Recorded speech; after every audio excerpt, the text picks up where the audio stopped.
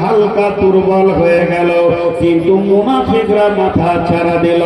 রসুলের সম্মান, রসুলের শোহরাত, রসুলের ভালোবাসা, সাহাবীদের প্রেম, মদিনাওয়ালাদের প্রেম দেখে মুনাফিকদের কলিজার ভিতরটা জ্বলতে শুরু করলো।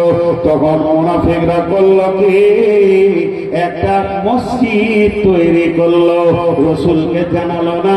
ওই মসজিদটা তৈরি করলো এই নিয়তে যে মক্কার কাফের মুশরিকদেরকে নিয়ে এসে এই মসজিদে রাখবো। মদিনার এক প্রান্তে তারা এখানে গোপনে থাকবে, আর নবী মুহাম্মদ সাল্লাল্লাহু আলাইহি সাল্লামকে মার্ডার করে দিয়ে চলে যাবে।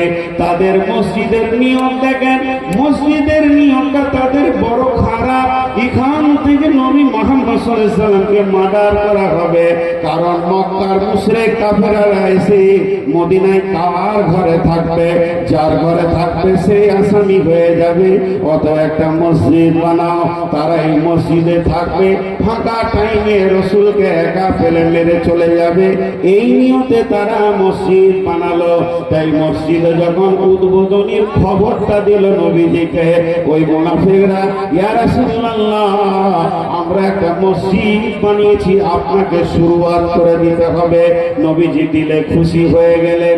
কদিনের মুসলমান, 1 মাসের মুসলমান, 20 মাসের মুসলমান, 10 মাসের মুসলমান, তোমাদের এখন থেকে মসজিদ বানানোর মতো মিজাজ হয়ে গেছে, তোমরা মসজিদ বানাচ্ছ। এই জন্য এমন খুশি হয়ে গেলেন। নবীজি বললেন, চলো তোমাদের মসজিদের উদ্বোধন করে দিব আমি নিজে নামাজ পড়ে। আল্লাহর নবী ওই মসজিদে নামাজ পড়তে গেছিলেন, তখন জিবরাইল আমিন এসে বললেন, লা তাকুন ফিহি আবাদা, এবং কুলের কথা, গোপন কথাটাকে খুলে দিলেন। কি বললেন? ওয়াল্লাযীনা ইত্তাখাযু মসজিদান জিরারা ওয়া কুফরা তাফরীকাম বাইনাল মুমিনিন। হে আল্লাহ রাসূল, ওই মসজিদটা বানানো হয়েছে কুফরির তাড়নাতে, এবং তাদের জিদের বশীভূত হয়ে তাদের মন আপনার পেটে পিছিয়ে গেছে, এর জন্য তারা মসজিদ বানাচ্ছে। নামাজের উদ্দেশ্যে লয়, তারা নামাজের উদ্দেশ্যে লয়, নামাজ পড়বো এরকম নিয়তের নয়, তাদের নিয়ত খারাপ। ওখানে লোক রেখে আপনাকে মার্ডার করবে। তাফরীকাম বাইনাল মুমিনিন, মুমিনের ভিতরে ঝগড়া বিবাদ লাগাবে, এর জন্য মসজিদটা তৈরি করেছে। ওয়াইসাদাল লিমান হারাবাল্লাহ ওয়া রাসূলুহু মিন ক্বাবলু, এরা প্রথম থেকে আল্লাহ এবং রসুলের দুশমনী কাজ করে চলেছে।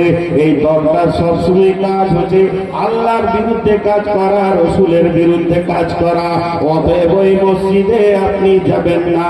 ওয়ালা ইয়াহলিফুন্না ইন আরাদনা ইল্লাল হুসনা, ওদেরকে যতবার জিজ্ঞেস করবে ওরা আল্লাহর কসম খাবে আর বলবে ভালো কাজ করেছে, কিন্তু আল্লাহ বলছেন ওয়াল্লাহু ইয়াশহাদু ইন্নাহুম লাকাযিবুন, আল্লাহ সাক্ষী আছে ওরা হলো মিথ্যুক। লা তাকুন ফিহি আবাদা, হে নবী তুমি ওখানে পা দিবে না।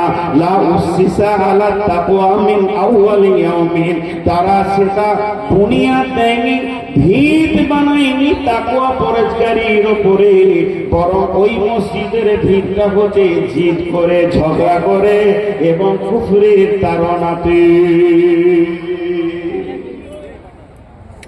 কথাটা বুঝাতে পারলাম আপনাদেরকে? হাজি কাটিহারের লোক, এটা তো কাটিহার জেলা, কাটিহারের লোক একটা মুখ খুলে একটা কথা বলেন, মুখ খুলে একটা কথা বলেন সবাই মিলে। আপনাদের এলাকায় ঝগড়া করে মসজিদ আছে, একটা মসজিদে নামাজ পড়তো যে খুব ঝগড়া, যাবো না করবে মসজিদ, মসজিদ করে নিব, এরকম আছে? ওই মসজিদটার ব্যাপারে বড় বড় আলেমদেরকে খোঁজ করে নিবে, আমাকে শুধাই না, আমার পুঁজি পাত্তা নাই। বড় আলেম যারা আছে, যারা ফতোয়া দেয়, মাদানি আছে, যাদের কাছে দলিল আছে, জিজ্ঞেস করে নেবেন যে ওই মসজিদটা নামাজ হবে কি, এদেরকে জিজ্ঞেস করবেন। আমাকে জিজ্ঞেস করতে আসলে কি হবে জানেন? মিন মোন্না খাতরায় ইমাম মিন তাবিবে খাতরায় যান। আমি ফতোয়া পর্যন্ত দিই 22-23 বছর চলছি স্টেজে, ফতোয়া দিই না, দিন আবার দিতে পারবো না, পুঁজিটা নাই। কিন্তু আপনাদেরকে এতটুকু বলছি, মসজিদ ঝগড়া হতে পারে। ইমাম আবু হানিফার একটা মত আছে, আলেমদের ঝগড়া দেখে তোমরা হাসিও না, তোমরা হাসিও না, খারাপ মনে করিও না। আলেমদের ঝগড়া এই জামানার উম্মতের জন্য রহমত। কেন? দুইটি আলেম যত লড়বে তত হাদিস কোরআনের গভীর তথ্য বেরিয়ে আসবে। এটা জাহেলদের ভিতরে আসবে না। উনি উদাহরণ দিয়েছে, অন্ধকারে যদি দুটা পাথরের ঠোকাঠুকি লাগে তো জানবে যে ওর থেকে আগুন বের হবে, তো তুমি রাস্তা পাবে। তো সাহাবীদের ভিতরে ঝগড়া হয়েছে, সাহাবীদের ভিতরে যে ঝগড়া হয়নি তা নয়। আর ঝগড়া যে জিনিসটা নিয়ে হয় ওটার নাম জানেন? শরীরে যে জিনিসটা ঝগড়া করে ওটার নাম হলো রাগ। আপনাদের বিহারিরা কি বলেন? গুসা। ঝগড়া যে জিনিসটা নিয়ে পরে আগে রাগ হয়, তারপরে ঝগড়া শুরু হয়। তো আগে রাগ, তো রাগ করে ঝগড়া মসজিদে হতে পারে।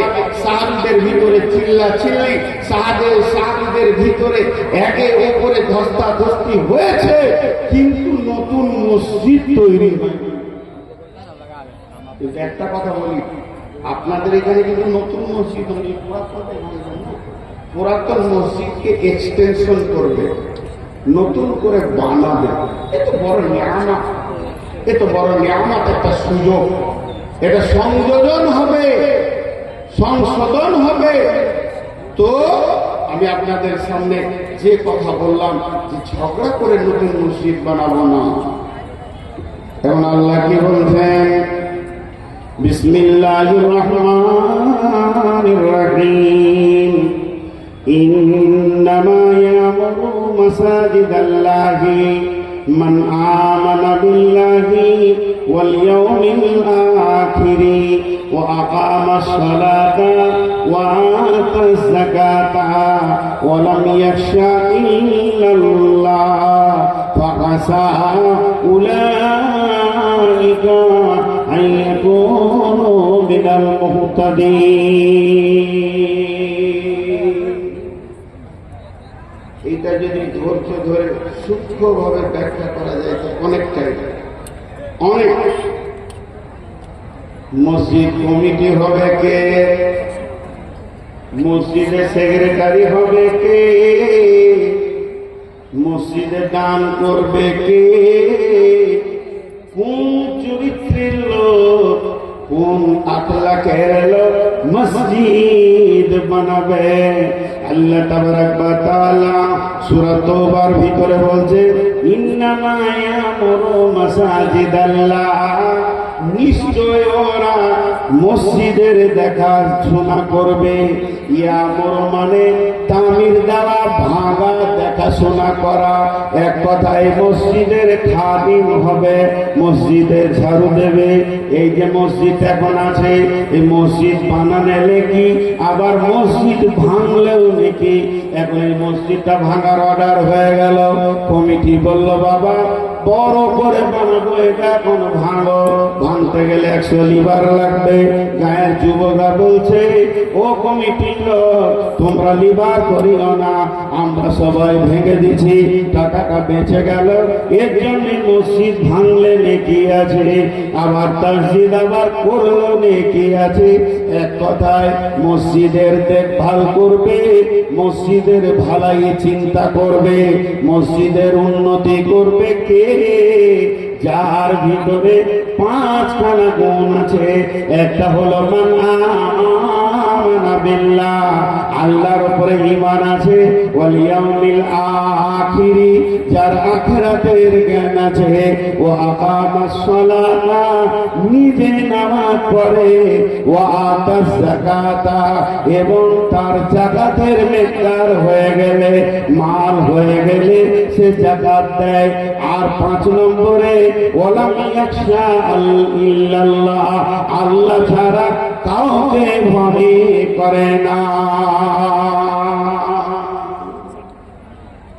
5টা গুণ থাকতে হবে।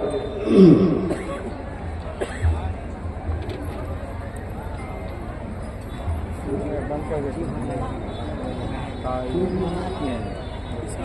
है दोनों हमें खोल लीजिए और करता रहेगा खोल लीजिए जाइए মাঝে ছোট্ট একটি কথা বলছি কমিটি ছেলেরা আপনাদের কাছে চাদর নিয়েছে মসজিদ মসজিদে চিল্লাইছি এটা সেই মসজিদের জন্য আপনাদের কাছে চাদর যাচ্ছে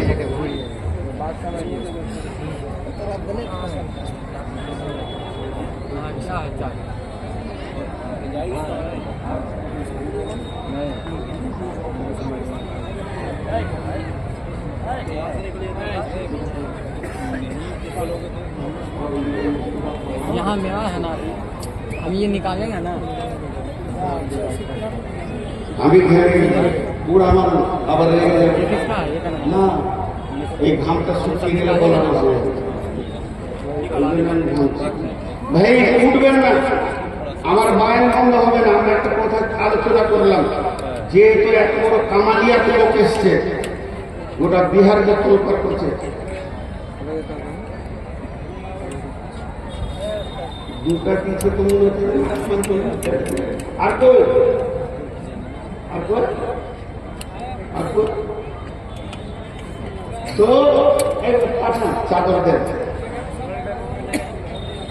এবার আমার কথাটা শুনেন 5টা গুণ থাকবে এটা আমি আপনাদেরকে একটু ভঙ্গি করে দেখাচ্ছি আগে দাতাদেরকে বলি যারা দান করবে এই যে এই লোকটা 1500 টাকা দিয়ে গেল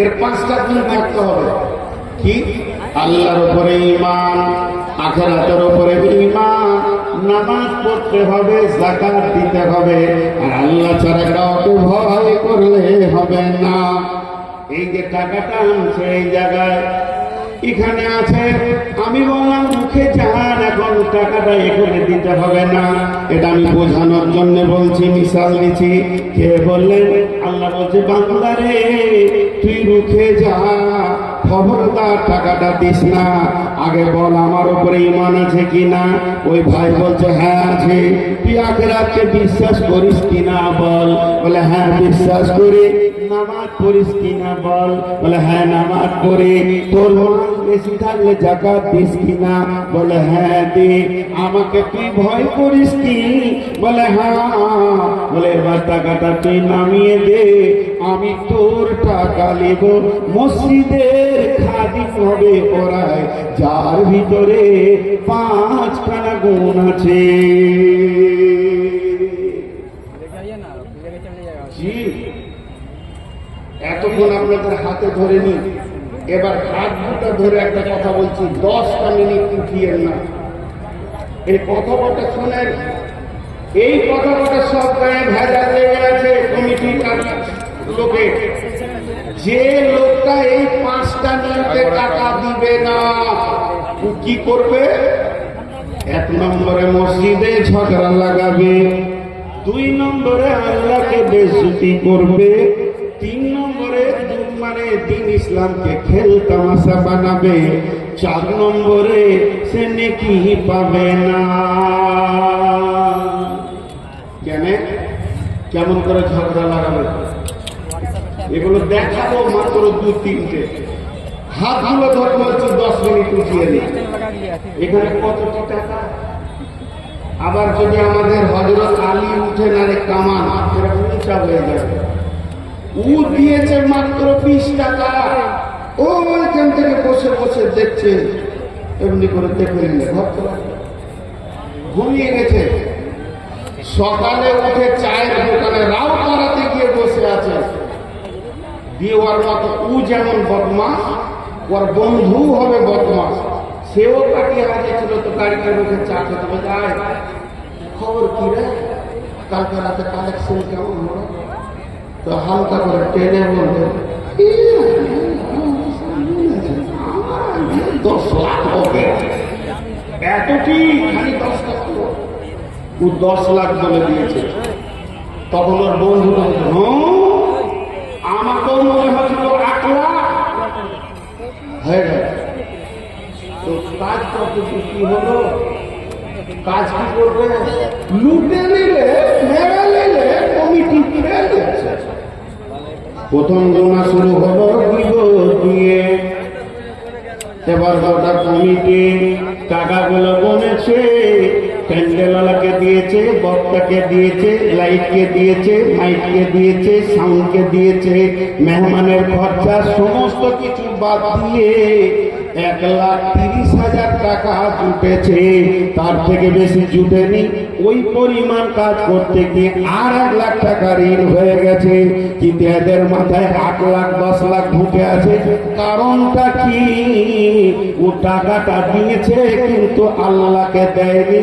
ও দিয়েছে কমিটিকে, সেক্রেটারিকে, সভাপতিকে, ও দিয়েছে মৌলানাকে, গাঁওয়ালাকে, আল্লাহকে দেয়নি। যদি আল্লাহকে দিত, আল্লাহ বলছে আমার উপরে বিশ্বাস আছে কি বল? আমি বললাম হ্যাঁ বিশ্বাস আছে। বলে শোন, তুই আখিরাতকে বিশ্বাস করিস কি? বলে হ্যাঁ করি। এখানে কই বললে না আল্লাহ জন্য কিছু বিশ্বাস করিস কি? তখনই আল্লাহ বলতে চাইছেন টাকাটা আমাকে দে, আমার খাতায় তোর নাম লেখা যাবে। আর এটা তুই সেই কিয়ামতের দিনে হিসাবটা বুঝে নিবি। মান আমানা বিল্লাহি ওয়াল ইয়াউমিল আখির। ওই দিনটার নাম কিয়ামত, ওই দিনটার নাম হিসাবের দিন। সেদিন আল্লাহ হিসাব নেবে। এটা ভুল কথা, ভুল কথা। বরং সেদিন হিসাবের লেনদেন চলবে। আপনি যেটা খরচা করেছেন পৃথিবীতে, আল্লাহকে হিসাব দিতে হবে। আর যেটা এখানে জমা হচ্ছে এইটার হিসাব আল্লাহ ঘুরিয়ে আপনাকে দেবে। অতএব হিসাব দেওয়া নেওয়ার পালা। আল্লাহ বলছে তুই আমার উপরে বিশ্বাস রাখিস, চুপ করে টাকাটা নামিয়ে দিয়ে মুখটাকে বন্ধ করে দে। কতদিন তোর মুখ বন্ধ থাকবে? যতদিন কিয়ামত না হবে তোর টাকাটা আমি তিলে তিলে তিলে তিলে কিয়ামতের দিন বুঝিয়ে দেব। আর সেই দিনও তুই চিৎকার মেরে বলবে আল্লাহ আমার 10,000 টাকার হিসাবটা দাও। দান করার একটা ছোট্ট নিয়ম বললাম, চুপচাপ আল্লাহকে দিবি। আর আল্লাহ বলছে হিসাব তোর সঙ্গে আখিরাতের দিনে হবে। আমি এই ভাইয়ের কাছে 5,000 টাকা ধার নিয়েছি। আমি বলছি ইসরাফিল ভাই আগামী পরশু জালসায় আসবে, সেই দিন হিসাব হবে। ও এখনই আমার কলার ধরে নিয়েছে, তুই কেন বলবি? কথা তো হলো 3 দিন পর হিসাব হবে। আল্লাহ বলছে তোর সাথে আমার কথা লেনদেন ক্লিয়ার। টাকাতে গিয়ে ফেলে দে, ওটা কমিটি সেক্রেটারি সভাপতি খেয়ে দেখা, জমা ফেলে উঠিয়ে দেখা। কিন্তু তোর সঙ্গে আমার হিসাব কিয়ামতের দিন হবে। মুখ বন্ধ করে এলে এরা আখিরাতকে হারায় আর বিপদ করে। এর জন্য দুটো নিয়ম ঠিক রাখতে হবে। ইমান। আর একটা কথা বলেছি, আল্লাহকে বেজ্জতি করে। আল্লাহকে বেজ্জতি কেমন কেমন? মনে করলেন আমি কাঠিয়ার স্টেশন